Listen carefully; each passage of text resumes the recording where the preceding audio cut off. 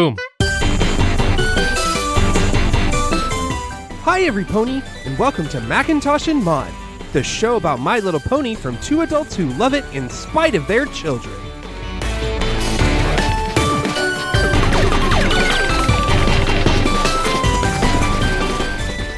Welcome to Macintosh and Mod. I'm Diana, aka Mod. And I'm David, aka Macintosh. It's our Season 5 wrap-up podcast. It's a wrap-up. It's summer wrap-up, summer wrap-up. You just can't help yourself. Never. All right, so if you've never listened to one of these before, this is where we take a look back at the episodes from this season and we talk about our favorite moments or episodes for a character, things we liked, things we didn't like from the season. And then we're also going to talk about BronyCon. So what do you want to start with? I mean, we should start with our faves from the main six, right? Okay. So favorite Twilight. No, we're just doing episodes this time because... Sometimes it's a very specific moment and sometimes it's the whole episode. It just kind of depends on the character. Yeah, I know. I went episodes this time around just because trying to remember moments is so hard. It's Amending Fences. Ah, yes. That one's very good. I think there's lots of important moments, but that's the episode this season where Twilight is confronted with a lot. Yeah, she's confronted with her past apathy towards friendship and her just laser focus on learning. And she's been laser focused on learning about friendship and hasn't always been forced to practice it in such a really in-your-face way. It just kind of happens based on the other stuff she's trying to take care of as a princess. So, I don't know. That was the big one for me for Twilight this season. I definitely love that. But for me, it's What About Discord? Yeah, that's a good one. And part of the reason why I love that, it wasn't, she learned something, but she didn't then turn it around onto teaching somebody else. It was about her and her problem. Yeah. No. And facing, she thinks, well, I'm the princess of friendship. I can't be jealous. And it's like, yeah, you can. And you are. Jealousy is jealousy. It doesn't matter. Yeah. And I thought that was a really awesome way to tackle that issue with friends. It's such a hard thing. And I just thought that was so well done. And I really liked that for her character. I also really love that her friends told her, hey, it's okay if you feel jealous. Yeah. That's not a bad thing. It reminds me a little bit of the Too Many Pinkie Pies episode because Pinkie Pie had a similar issue, but her way of dealing with it was that she didn't make a choice. She didn't want to choose between her friends because everything sounded fun. And here Twilight made a choice, but she feels bad about having been left out because of the choice she made. Rainbow Dash has done the FOMO, decide not to make a choice instead of trying to decide one way or the other. Yep. So, no, this is just really good layering on top of things that we've already looked at from one lens. So I loved that for Twilight. All right. Okay. Who's next? It's Applejack. Applejack. I mean, this one's easy. It's main attraction. There's only one episode this whole season that's really focused on Applejack. And she's got to reckon with someone in her past. And what's nuanced about it, the lesson that she's got to learn is that people do change. That doesn't mean that you can't still be friends with them. Just because somebody's not who you thought they used to be doesn't mean that the core of that person isn't there. See, that's not what that episode's about. Okay. That episode is about someone getting lost in what someone else has put on them for who they're supposed to be. Applejack knew her friend, and when she meets this new person, she's changed and she's different. And Applejack's like, you're not the friend I used to have, and that's okay. What Applejack did was not great because she's trying to force this friend into admitting that something's off or different, and this is not who she is, because it could have been who she was, and that should have been fine too. It's okay to not be friends with someone after a period of time. Yeah. But that was more about forcing Coloratura to realize that she had changed and in some ways against what she had wanted. Yeah. That episode's not about Applejack. For me, it's going to be Hearthbreakers. Oh, I forget about Hearthbreakers. And yeah. Is it too late to change mine? No. Okay. But it's Hearthbreakers. It is Hearthbreakers. She flexed hard in a bad way and really looked down on other people's traditions just because they were unfamiliar to her. Oh, yeah. And so that lesson was really good. And I love the interaction between the pie and the apple family. It's great. Well, yes. I mean, hello. That one was good. That was good. And a shout out to Made in Manhattan. That's just a fun one. It is I really did think about that one too, but it's not a big one. It's just fun to see Applejack and Rarity not butting heads with each other and actually figuring out how they work well together. Well, they do butt heads a little bit, but in their way. But I that one was a little bit cuter for Rarity because like I like that she just buys her a hat and replaces her crappy one, and it's like, okay, we've replaced this. Mm-hmm. It's just a matter of fact. Yeah. Well, speaking of Rarity. Oh, we're jumping straight to Rarity. Well, I mentioned her, so favorite Rarity episode? Rarity is hard this season. She is. She's got like 2 or 3 really good episodes. And I should say, since we're talking about her now, she is ending the season with a 7.5. That's pretty awesome. She jumped up and then she just stayed there. I know. So she got 3 really focused episodes on her this season. So. Yeah. I feel like there's an obvious choice, and I didn't go for it. I actually picked Rarity Investigates. That's the one I picked. Awesome. Because it is such a great use of her dramatic flair and her love of costumes, and she's got a costume change every 5 minutes. It was a wonderful gimmick to tell their story, and it was so fun. And the twist being that in all of this Rarity drama, mm-hmm. she's actually solving a problem for a friend. Mm-hmm.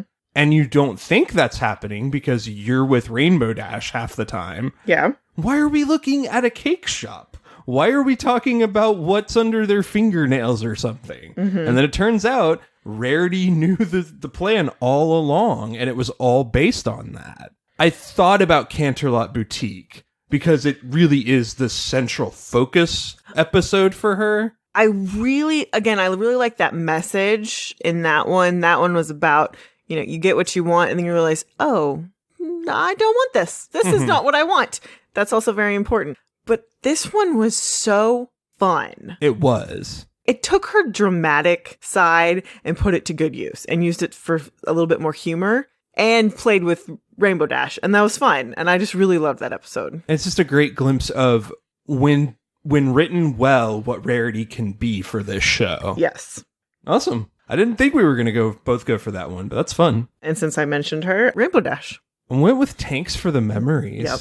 It's such a good episode. Now, I have to say, this season, Rainbow Dash has had a lot of more meta moments with like, touche. like people are calling her out on her stuff and she's just kind of like, yeah, you're right. Yeah. Like, you're not wrong. which I love. But the Tanks for Your Memory, I just, she wants to attack things with brute force. Yeah. And she couldn't do that here. And she had to let go. And just that whole, thinking about it makes me cry. Just that whole, like, I'm going to wait a little longer. She's ready to tank in the snow. Well, and just the holding on to your emotions and attacking a situation in the most emotionally harmful way possible, and then finally when confronted and Fluttershy just tells her she needs to cry, and then she just lets loose. She said, fine, that's Rainbow Dash for not good. I'm fine. That was that one was hard, and it was so good. Like, the payoff was really good. Oh yeah, no, that's a rough episode, but it's adorable, and it's very Rainbow Dash. Mm-hmm. All right, Fluttershy. Scaremaster. I know there's lots of other choices. I love Scaremaster for the assertiveness of Fluttershy. It's all of the stuff we love about Fluttershy. And watching Fluttershy give her bravest face forward on a night that she absolutely hates. And then at the end of it, after having done all of that work, to then reassert herself and go, by the way, I don't ever want to do this again. I'm so torn between that and Make New Friends, but Keep Discord. I love Make New Friends and Keep Discord. I know. We love that episode as a whole. Because there, again, she's doing such a good job at setting boundaries and expectations, which is, again, super important with friendships. What I like about Scaremaster is that it was that feeling of being left out. Yeah. her friends are perfectly fine with the fact that this is not her thing. Yeah. They are not trying to make her feel left out at all. They're being really respectful of that. They're super excited that she's thinking about doing it because she's never done it. And they are trying to treat that with as much respect as possible to include her because, of course, they want their friend to be involved and they want to make it safe and okay.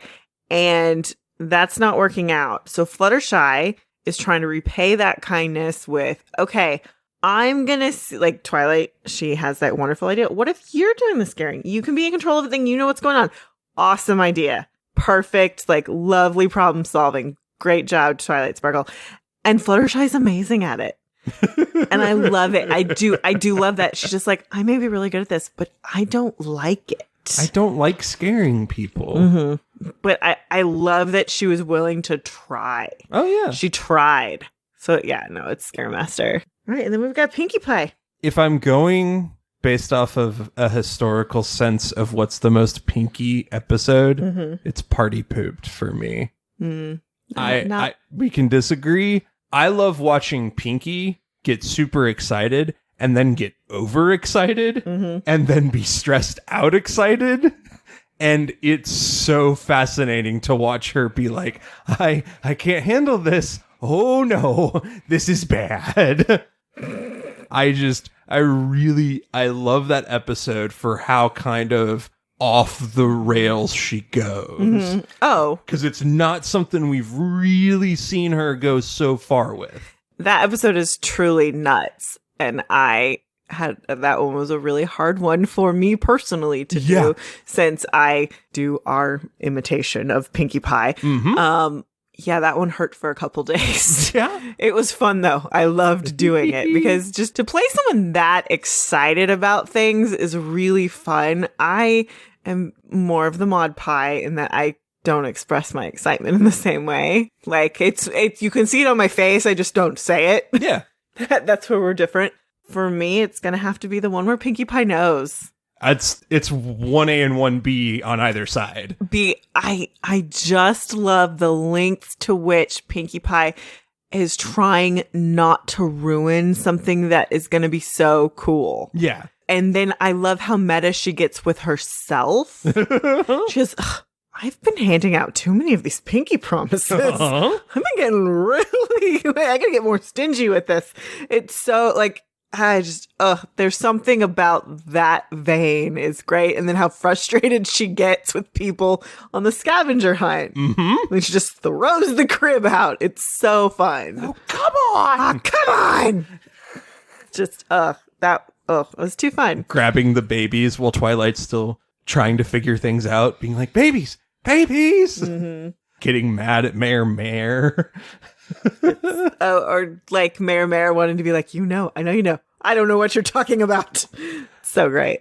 All right, Spike. He only had one episode this season, so that's kind of an easy one, but do we have a Spike moment that we loved? I mean, no, because Princess Spike is really the only thing I can think of that's really a good focus on him. I do love his running commentary in episodes like Amending Fences. Yes. Him being the actual sidekick to the Twilight episodes, he gets really introspective and a little more just like plain to Twilight. Like, yo, you're missing the point. Well, there's that. And also he's been acting a lot more this season as the exposition man as opposed to making the ponies do it so much.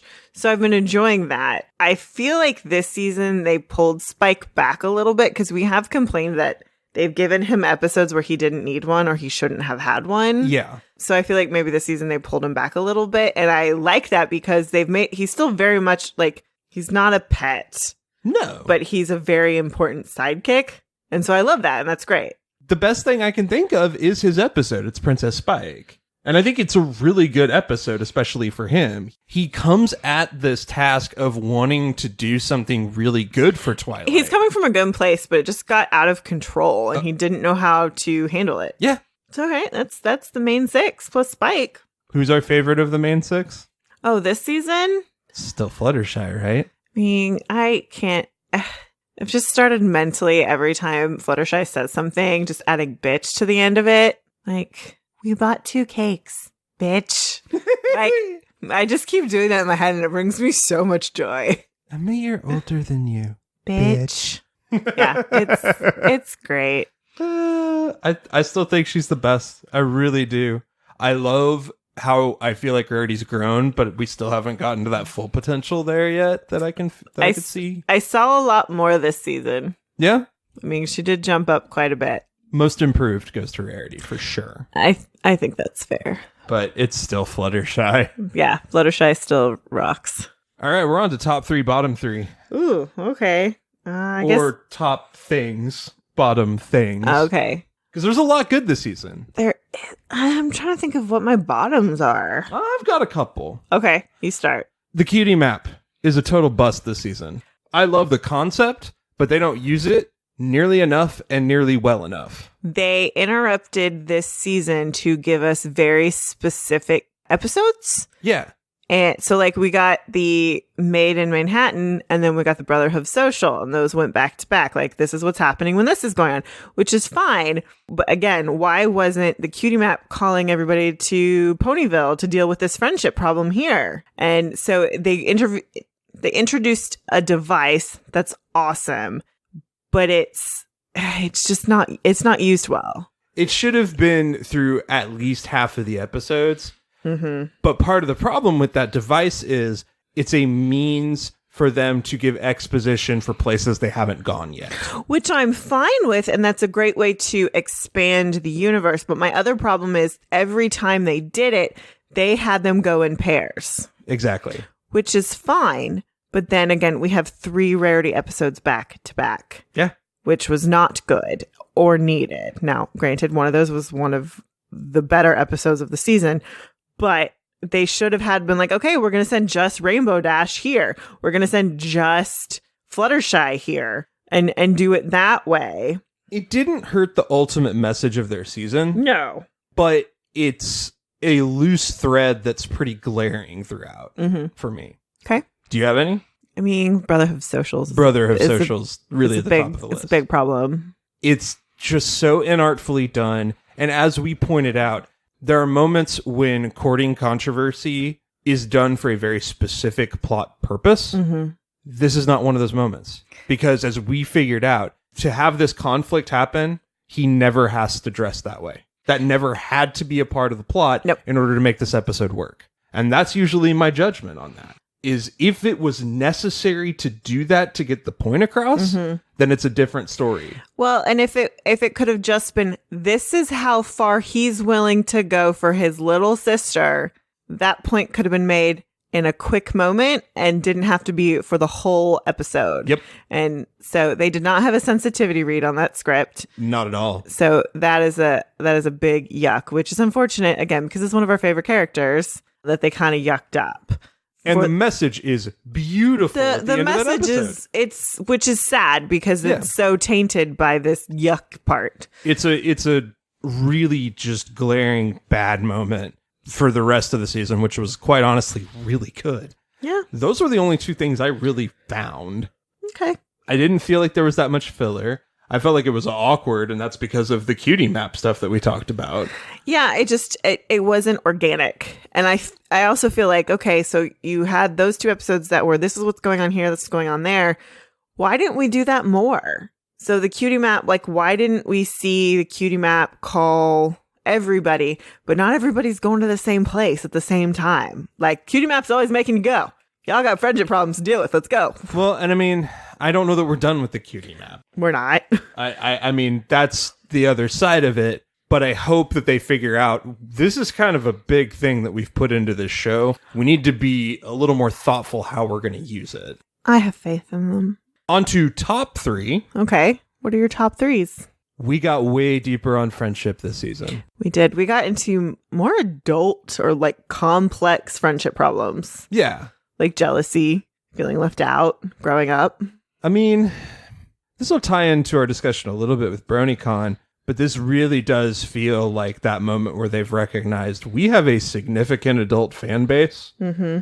And how can we give messages that resonate with them that will still be understood by our regular target audience? Well, there's also this thing where the viewers who have been with the show from the beginning, let's say they're 6. They're in the target demographic. Right. They're 6. We're 5 years later. Yeah, we're 11. We're 11 now. And so your problems have turned into 11-year-old problems. Yeah. And so what I like what they've done with these characters that they've allowed them to grow. And I feel like one of the best examples of that and one of the best episodes this season is Crusaders of the Lost Mark. Yeah. I legitimately did not like the Cutie Mark Crusaders in the beginning, despite the fact that Call It Cutie Mark Crusaders is one of the best episodes of the series. Oh, I know. And cracks me up beyond belief. But that episode, I did not think we would get. I was really concerned that we would get through the whole series of the show and they would never get their cutie marks. They'd be tiny little fillies forever. So I was really happy that we got this. And not only did we get that, we got insight to our villain, the Cutie Mark Crusaders' main villain, Diamond Tiara, and gave a cause and a reason for why she is the way she is. Yeah, and it's rough. And it's deep. And I also, and it's a callback to that very first episode with them. So I feel like that really ties up the whole, our audience has started to grow up a little bit. And it was so beautiful. And it did not make me cry until we went through it with our guest, Sarah Kinney.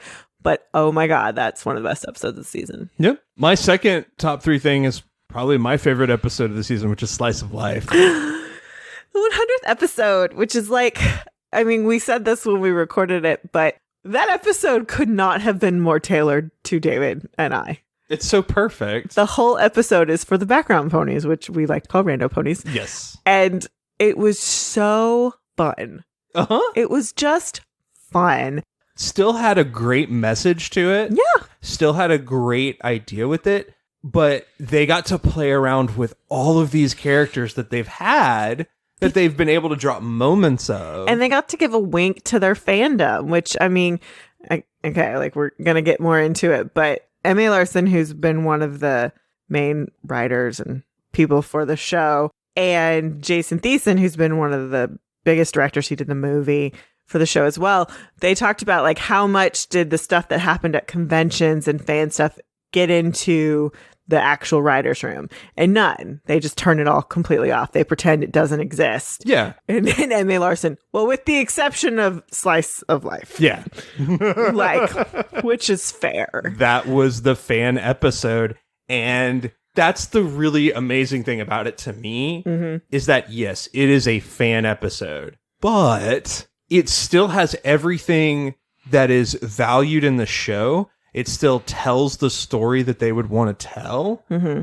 And it's not pandering other than giving the audience a chance to get to hear from these characters. Yeah. That's it. That's the only way that they quote unquote pandered. And to me, that's an amazing feat to do for what is essentially a fan service episode. It's a love note to the fans. It is. And that's totally okay. It fit perfectly and also played on the joke that all these other ponies have lives. Uh-huh. When they're off on adventures, we still got to plant the plants, we still got to make the clothes and bake the cakes and all that stuff. And I love that. And fight monsters with our Secret Service. A bugbear. duties. Yeah, a bugbear. It's great. The bugbear. Oh no, he found me. He found me. Which is the funniest thing in the world. Oh, Lyra and Bon Bon. You'll crack me up. It's so sweet. funny. Technically, it's Sweetie Drops. Anything else? It's the flip side of the cutie map is that we got some new places to go explore. Yep. We got Griffinstone. We got... Yakakistan. We got to go to the place with the Fields of McColts. We got an expanding universe. And I know that's just a start of where they're going with it, but it's fun to get to throw some new things out there with that. Yeah. We also went to Starlight Glimmer's Equality Cult. Yeah, I would say that's my next favorite thing is Starlight Glimmer. I put Starlight Glimmer in here too. It's surprising because I think we've been tangentially, as we had just sort of watched bits and pieces before we started this, been like, really? I don't get it. I don't get why you're introducing a new pony that feels a lot like Twilight. We've dissected Starlight Glimmer a good chunk in the 4 episodes that she's featured.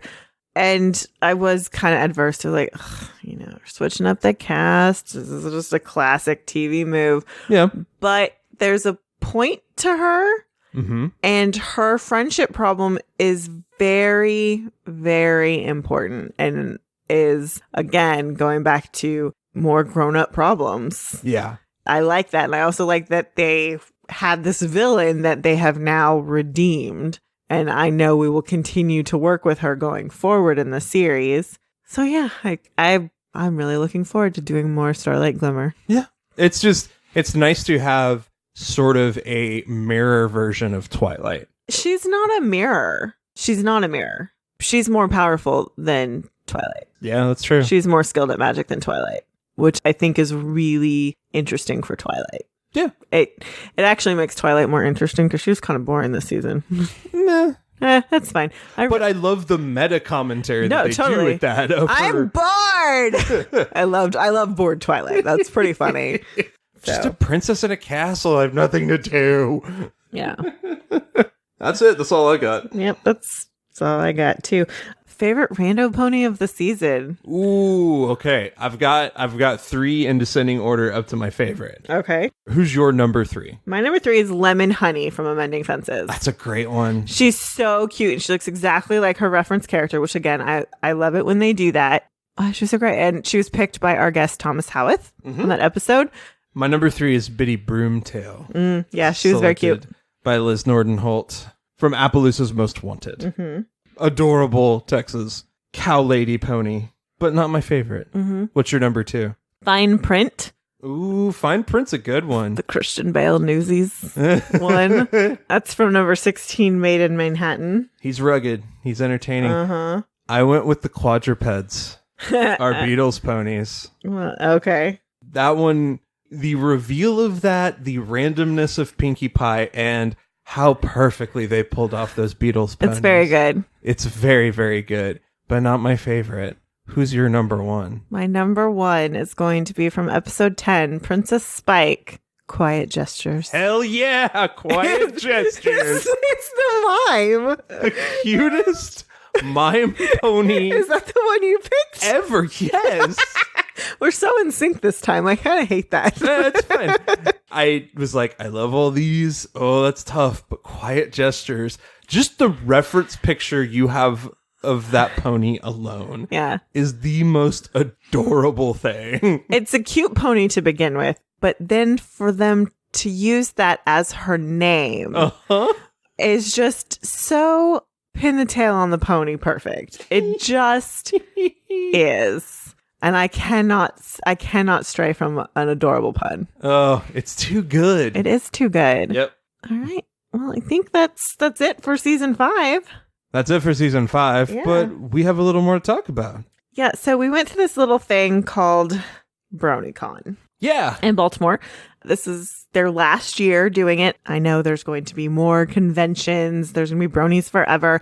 This is the last time that this particular group organization is going to be organizing and hosting this convention. And that's fine. Running cons is a lot of work. I've done it. It's a lot. What did we like about the con? What did we like? We did go to several panels. Yes, we did. We didn't do any autograph signings or anything like that. That's not our thing. And I'm always of the opinion, I'm like, I don't have such a strong feeling about that. And there's so many people who want to get those autographs. And I'm like, let somebody else have my spot. I love this show, and it has meant a lot to us for a variety of reasons. Absolutely. And I'm just not in a place where having a moment with one of the voice actors or writers or directors where I would be able to say something of meaning for me, where I don't have a spot where it would be like, what you did here meant this to me. That's not to say that I don't have those feelings. I'm just not in a place where I know how and exactly to who I would want to express that to. Yeah. That will probably change by the time we get to the end of season 9. We also haven't seen the whole arc of what they've done yet. True. So that's kind of hard to feel that way. And that's also was a really bizarre thing. Oh, yeah. Because season 9 is currently airing. And as of our recording, the finale had been leaked. Yes. And we were at the con, and actually nothing at the con got spoiled for me. Like one tidbit that I felt like I had heard came out, but it's not a spoiler. It's kind of like, yeah, that makes sense, whatever. And so that was weird. And to actually, like, whenever I was talking to people, to be like, oh, yeah, I haven't seen that. What? Oh, no. And then you get into the whole, like, well, this is our podcast and this is what we're doing. And once we started the podcast, we stopped watching the new one so that when we get to them, y'all can experience it with us having fresh eyes on it. Yeah. Yeah, it's a little weird. It is weird to be surrounded by that many people who are up to date, on top of it, super knowledgeable. Obsessed. Yeah. Like, we look like tame old people compared to some of those people. Awesome. Saw some adorable children. Some really amazing cosplay. Oh, yeah. I was impressed. We went to a good chunk of panels. We played the game of we're going to wait in line for an hour and a half to make sure that we can get into the panel that we want to get into. Yes. So we made some line friends, and that was very enjoyable. Also talked to some other really cool parents. Shout out to the parents who took their children to BronyCon because they're like, this is the only thing they're interested in. So we're just here. That's awesome. Good for you, parents. I mentioned earlier, we listened to Emmy Larson and Jason Thiessen. That was pretty fun because those guys are goofy. They're goofy. And I think the biggest takeaway from that, like we talked about, they try to filter out the fandom because, as Larson put it, you don't want us making you a fan service show. You want us to make the show you knew and loved. Yeah, like you're coming here because the thing we made without your input you loved. So they just they cancel it out with the exception of the 100th episode. Okay. So I really like that. I also liked that they talked about they're not allowed to say cider anymore because it can too closely resemble alcohol. Exactly. And so when they did the super squeezy cider 3000, 6000, is it 6000? Super speedy cider squeezy 6000. I used to have it when we did the episode. I had it down. That was just somehow they magically got it through because like if you look at it, it looks like beer. Yeah. And just like some of those things, they talked a little bit about how, like someone will throw out a super inappropriate joke and they'll be like, can we dial that back to make it work for the show? How far can we go? And then that's how they get those moments that play mostly to adults as opposed to children, which I think Pixar has won the game on being able to do that effectively.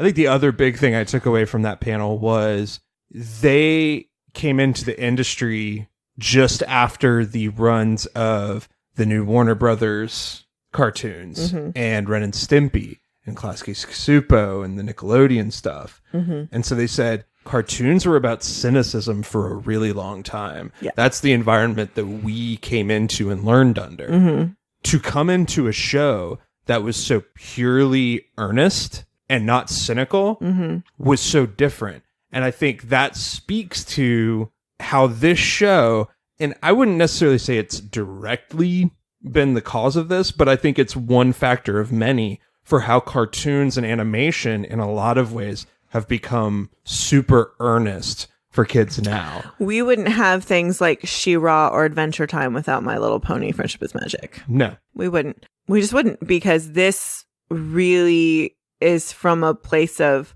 hope and kindness. This is a wildly different show than what had been out there. We got to see a panel with Lauren Faust and Bonnie Zachary. Yep. Lauren Faust, of course, created this show. She's not been with the show since season 2. And Bonnie Zachary is the one who is credited with creating My Little Pony. Yes, the original toy. The original toy. And so we got to hear them talk about it and kind of some of their differences and some of the things that they went through. I then went to a talk with Bonnie Zachary where she went through her development. She used to work for Mattel. And so there was one, My Pretty Pony came first. And so I went through all of her history. She actually has a book detailing all of that. She was a cartoonist. And so that's kind of how this all came about. And that was really enjoyable to hear. We went to a talk with Kathy Westluck, who is the voice of Spike the Dragon. And she is the most delightful human being in the world. Yes. Yes, she is. Hilarious. So, like, she would just slip into her Spike voice so many times and just make jokes. Like, what does Spike love besides Rarity? And it was just so cute and sweet. And she loves the fans as much as the fans love her. So I really enjoyed hearing her talk. She talked a lot about being in the voice acting industry, which we enjoy. We do. We enjoyed hearing that as podcasters. What else did we go to? We went to the history of the toys. Yes. Which was great. There's a speaker who had a collection of toys and just kind of went through how they had kind of changed from Generation 1, Generation 2, and then how things changed with the television series and the media that got associated with them. It's really kind of funny. She had this little clip about Rarity and Rainbow Dash and how their personalities have swapped over between generations. Yeah.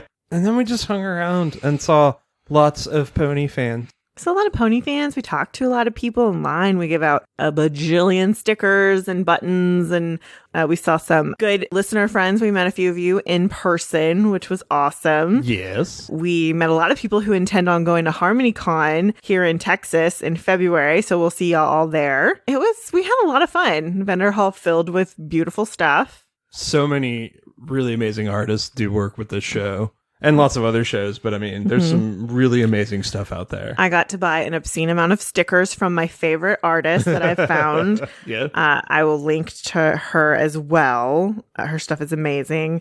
I bought every one of her stickers. Of course. I'm hoarding them. I almost don't want to use them because then I won't have them anymore. But they're great.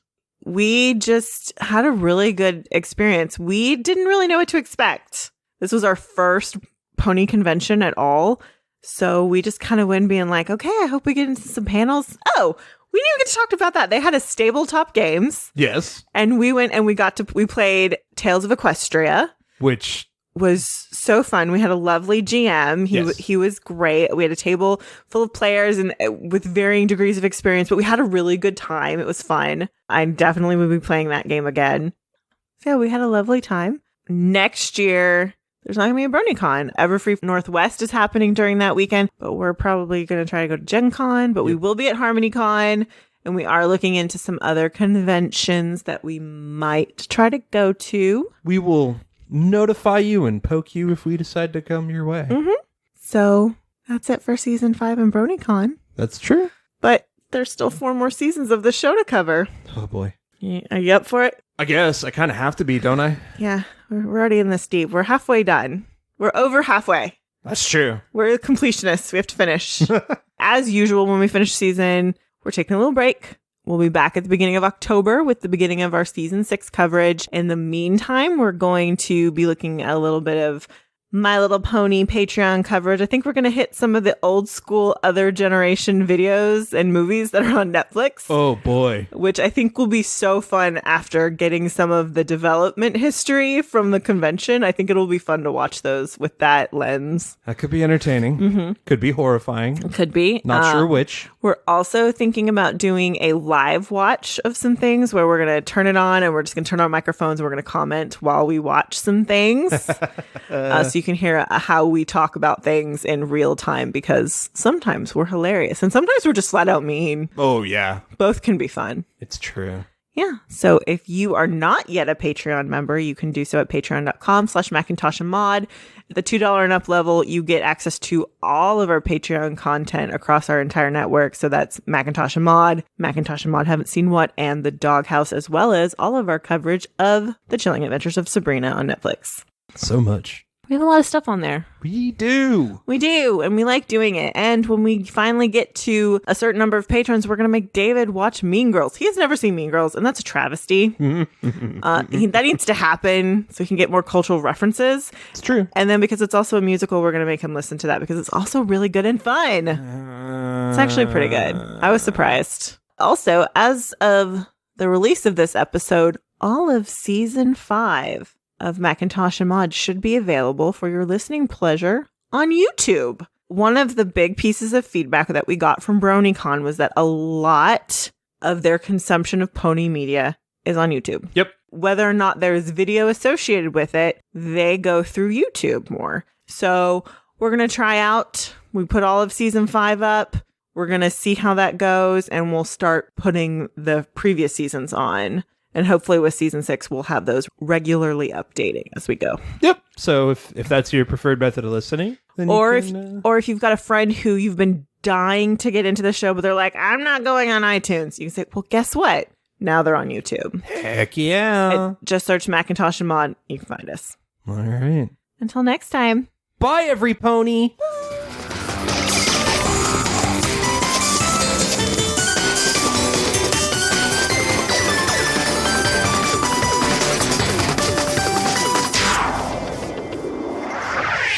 Thanks for listening. Be sure to review and rate us on iTunes, Stitcher, or wherever you listen to your podcast. For questions, comments, and recommendations, you can email us at macintoshandmod@gmail.com or find us on Twitter, Instagram, and Facebook.